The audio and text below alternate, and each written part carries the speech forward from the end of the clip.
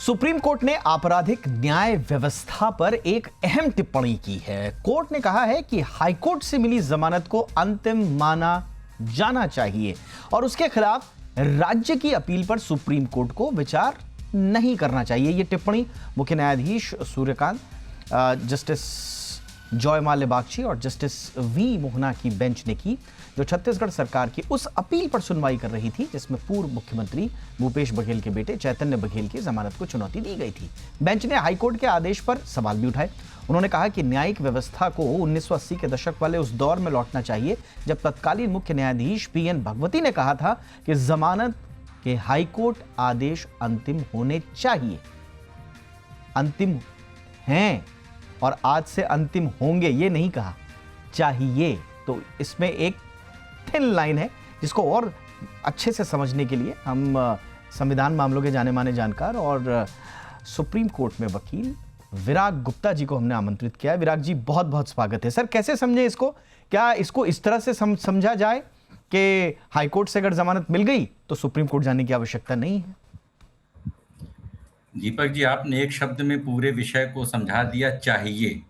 Should और शैल का जो फर्क है, यहीं पर पूरा दिक्कत हो रही है। 2 साल पहले मई 2024 में उस समय जस्टिस बेला त्रिवेदी थी और उन्होंने गर्मी की छुट्टियों में जब सीनियर एडवोकेट बेल मैटर में अपीयर हुए थे तो उन्होंने कहा था कि सुप्रीम कोर्ट बेल की अदालत बन गई है और इस पर रोक लगनी चाहिए। और उन्होंने 2 बातों पर इशारा किया था कि बेल के मैटर सुप्रीम कोर्ट में वो आते हैं जहां पर सीनियर एडवोकेट होते हैं, और उन्होंने ओपन कोर्ट में पूछा था कि भाई आप कहां से, किस रिजॉर्ट से बहस कर रहे हैं, कितनी फीस ली है।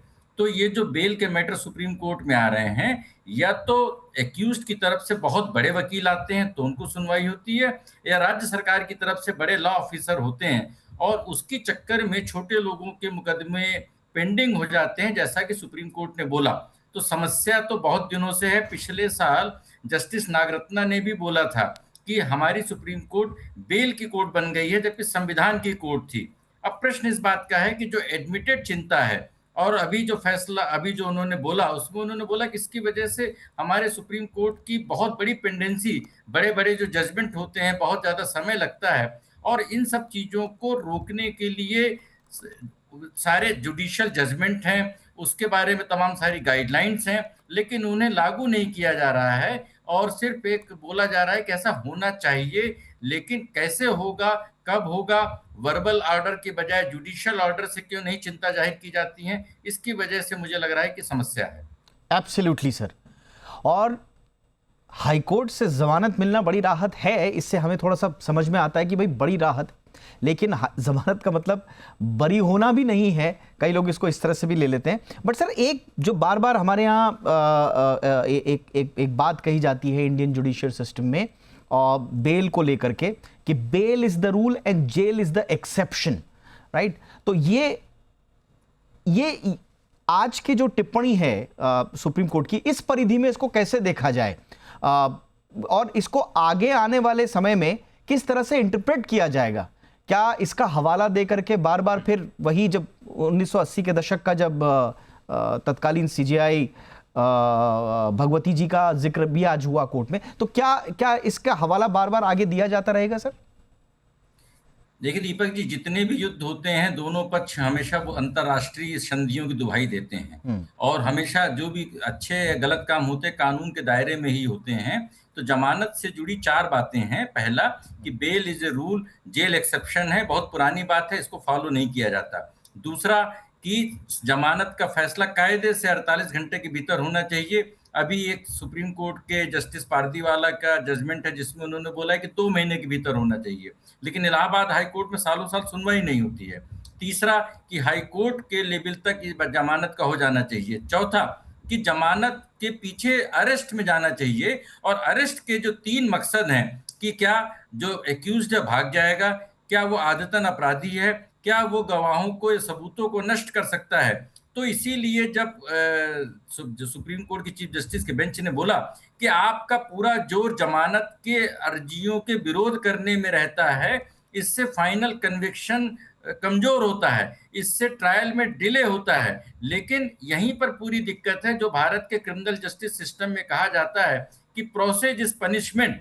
तो प्रोसेस का पनिशमेंट यही है कि अगर एक बार एक दरोगा ने गलत गिरफ्तारी कर ली और उस पर जमानत नहीं मिली, या किसी की गिरफ्तारी नहीं हुई और उसको बेल मिल गई, तो यहाँ पर प्रोसेस किसी के लिए इनाम हो जाता है और किसी के लिए पनिशमेंट हो जाता है। और इस पूरे प्रोसेस में मैंने कम से कम इसके बारे में 60-70 लेख ओपिनियंस लिखे हैं और बोला है कि जितने सुप्रीम कोर्ट के जजमेंट हैं उस पर एक जमानत संहिता बननी चाहिए। और हमारे यहाँ पर centre for accountability and systemic change में इस जमानत संहिता को बनाने पर काम हो रहा है, जिससे कि जजों की एक मनमर्जी व्याख्या नहीं हो सके।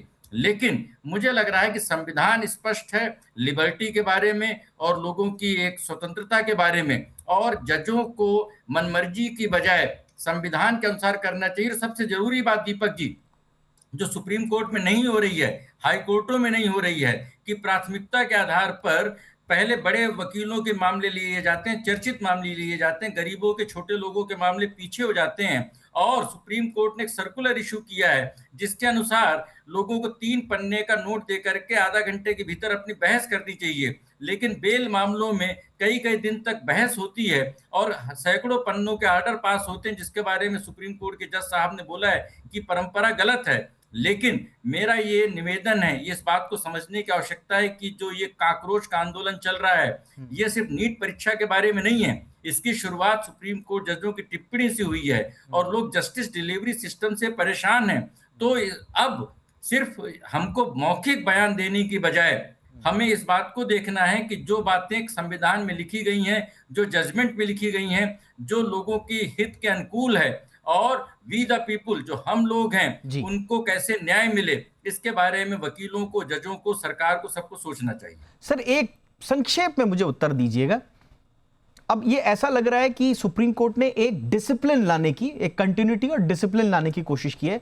जैसा कि हम बातचीत कर ही रहे हैं, उन्होंने कहा कि भाई आप बात बात पे सुप्रीम कोर्ट क्यों चले आते हैं, ऐसी प्रथा बनाइए कि हाई कोर्ट का ही सामान्य तौर पर मान्य हो। लेकिन अंतिमता का अर्थ निकालना फिर लोग शुरू कर देते हैं और हाई कोर्ट के जमानत के आदेश को एक तरह से बहुत ज्यादा संरक्षण देने की कोशिश है। अब इसमें एक सवाल यह उठता है कि अगर हाई कोर्ट के जमानत के आदेश को आपने इतना ओवर प्रोटेक्टेड कर दिया, आप एक लाइन तो नहीं खींच रहे हैं, कोई नियम तो नहीं बनाया है, लेकिन संरक्षण जरूर मिल गया इस टिप्पणी के बाद, तो गलत जमानत आदेशों को सुधारना सर कैसे पॉसिबल हो पाएगा? मतलब संतुलन तो चाहिए ना सर। अगर किसी को लग रहा है, स्टेट को लग रहा है या इंडिविजुअल को लग रहा है कि भाई जमानत पर उसका फैसला सही नहीं है, तो सुप्रीम कोर्ट वो जाना चाहे तो हाई कोर्ट के फैसले को ये संरक्षण क्या कुछ सीमा के परे है सर? या थोड़ा सा समझाइए सर इसको, चिंताएं जो इससे उभर रही हैं। देखिए दीपक जी, परंपरा, नियम और अपवाद, जब हम हाई कोर्ट, सुप्रीम कोर्ट के जजों की नियुक्ति करते हैं तो उनको हम परमेश्वर का दर्जा देते हैं और ये मान के चलते हैं कि वो लोग सही तरीके का न्याय देंगे, और अगर कहीं पर अन्याय होता उसके लिए हमेशा स्कोप होता है। लेकिन यहाँ पर दिक्कत क्या है कि परंपराएं ही पूरी गलत चल रही हैं। अब इसको 2 तरीके से देखने की जरूरत है। 2 साल पहले जो जस्टिस बेला त्रिवेदी ने जो ऑब्जर्वेशन दिया था, वो बेल नहीं देने के पक्ष में दिया था कि बेल अगर नहीं मिली है नीचे से तो ऊपर नहीं आओ। आपका प्रश्न वहां पर है कि अगर बेल नहीं मिली है तो ऊपर आया जा सकता है, क्योंकि लिबर्टी का मामला है जो आर्टिकल 32 के भीतर कवर है। लेकिन बेल रद्द करने के लिए सरकार आती है, इसके बारे में सुप्रीम कोर्ट ने चिंता जाहिर की है कि भाई आप लिबर्टी को कर्टेल करने के लिए हाई कोर्ट के ऑर्डर के अगेंस्ट में सुप्रीम कोर्ट क्यों आ रहे हैं? क्योंकि यहाँ पर ये देखने की बात है कि सरकार ही लिटिगेंट है और राज्य सरकार के पास भी तो लीगल रेमेडी का अधिकार है, वो सीमित नहीं हो रहा है। दीपक जी, मैं थोड़ा सा कुछ इसमें वो कर रहा हूं कि सुप्रीम कोर्ट का ये कहना है कि मुख्य ध्यान प्रोसिक्यूशन और कन्विक्शन पर होना चाहिए। अगर डिस्ट्रिक्ट कोर्ट से, हाई कोर्ट से बेल मिल गई है तो उसको वहीं पर खत्म कर देना चाहिए और उसके अगेंस्ट में सुप्रीम कोर्ट नहीं आना चाहिए। आपका प्रश्न ये था कि अगर हाई कोर्ट में बेल नहीं मिली तो सुप्रीम कोर्ट आने का अधिकार होना चाहिए। ये रहेगा अधिकार, क्योंकि लिबर्टी का अधिकार है। लेकिन अगर हाई कोर्ट से बेल मिल गई है तो उसको रद्द कराने के लिए, और इनका जब आप आकलन करेंगे तो बड़ा स्पष्ट हो जाएगा, अधिकांश चर्चित और हाई प्रोफाइल मामले होते हैं, अधिकांश मामले राजनीतिक विरोधियों के मामले होते हैं, जिसमें बेल कैंसिलेशन के लिए सरकार आनन फानन में सुप्रीम कोर्ट आती है। वही सरकार महत्वपूर्ण मामलों में 6 महीने, 1 साल, 2 साल तक जवाब नहीं देती है। अभी डिजिटल अरेस्ट का मामला है, मैं उसको देख रहा था। अधिकांश राज्य सरकारों ने डिजिटल अरेस्ट के मामले में सुप्रीम कोर्ट के नोटिस के बावजूद जवाब नहीं दिया। तो सरकार जनहित के मामलों में जवाब नहीं देती है, राजनीतिक प्रतिद्वंदियों के मामले में आनन फानन में गिरफ्तारी भी गलत होती है, बेल का पोजीशन भी गलत होता है, और यहाँ पर जजों को अपना विवेक का इस्तेमाल करना है, संविधान की समानता का इस्तेमाल करना है, जिसका बड़े पैमाने पर अभाव हो गया है। और मैं इसको फिर कंक्लूड करता हूं, दो बातें जरूरी हैं। पहला, सुप्रीम कोर्ट के जितने भी वर्बल ऑब्जर्वेशंस हैं उन्हें लिखित तौर पर जारी करना चाहिए, जिससे कि वो पूरे देश में बाध्यकारी हो संविधान के अनुच्छेद 141 के अनुसार। ये पहली बात है। दूसरा, कि सुप्रीम कोर्ट में कोई भी मामला हो उसमें पॉइंट ऑफ लॉ वो एक पेज में आना चाहिए। दिक्कत क्या होती है, 300 पेज, 400 पेज, 500 पेज की पिटीशन में संविधान, अंतर्राष्ट्रीय कानून, बड़ी बड़ी बातें कर दी जाती हैं, बड़े बड़े वकील आकर के बड़ी बड़ी बातें करके पूरे मामले को उलझाते हैं, लेकिन क्वेश्चन ऑफ लॉ क्या है वो किसी को नहीं पता रहता है। Correct. तो मुझे ऐसा लगता है कि ये मामले में हाई कोर्ट में अगर जमानत मिल गई है, that should be the last point, लेकिन जमानत नहीं मिली है, सुप्रीम कोर्ट आने का अधिकार होना चाहिए। एब्सोल्युटली। तो यानी कि जो व्यक्तिगत स्वतंत्रता है और न्यायिक दक्षता जिसे कहा जाता है, उसको तो ये टिप्पणी मजबूत करती है, लेकिन इसमें और स्पष्टता आनी चाहिए जैसा वो कह रहे हैं। और इसी मामले में नहीं, विराग जी इसको पहले भी कह चुके हैं कि जितनी भी मौखिक टिप्पणियां होती हैं उनको बाकायदा लिखित रूप में लाया जाए, और ताकि उनका इंटरप्रिटेशन जो है वो सस्टेनेबल हो, लंबे समय तक हो, और लोगों को उस इंटरप्रिटेशन में कोई दिक्कत ना हो। धन्यवाद विराग जी। जोड़ दीजिए 5-10 सेकंड में जाते जाते। मैं दीपक जी सिर्फ एक लाइन में बोलना चाहूंगा कि पूरे देश में जो काकरोच का हल्ला है ये नीट परीक्षा में फास्ट ट्रैक ट्रायल से खत्म नहीं होगा, क्योंकि फास्ट ट्रैक ट्रायल भी फास्ट ट्रैक नहीं हो रहे हैं, सालों साल चल रहे हैं। लोगों को समस्या है कि न्याय नहीं मिल रहा है अन्याय के खिलाफ में, और इसको निपटने के लिए जुडिशरी को, वकीलों को, जजों को सामने आकर के कुछ सार्थक परिणाम देने की जरूरत है। आपने एक नया चैप्टर खोला है, बहुत अच्छा। ये चर्चा का विषय भी हो सकता है। प्रधानमंत्री नरेंद्र मोदी ने आज फास्ट ट्रैक कोर्ट की बात की है, लेकिन उसमें भी कई खामियां हैं इस पूरे आइडिया में, जिसको इंगित किया है विराग जी ने। तो इस पे भी एक चर्चा जरूर हम करेंगे और इसको विस्तार से खोलेंगे कि क्या क्या इसमें चुनौतियां हैं। धन्यवाद विराग जी, आपने समय निकाला, बहुत बहुत शुक्रिया।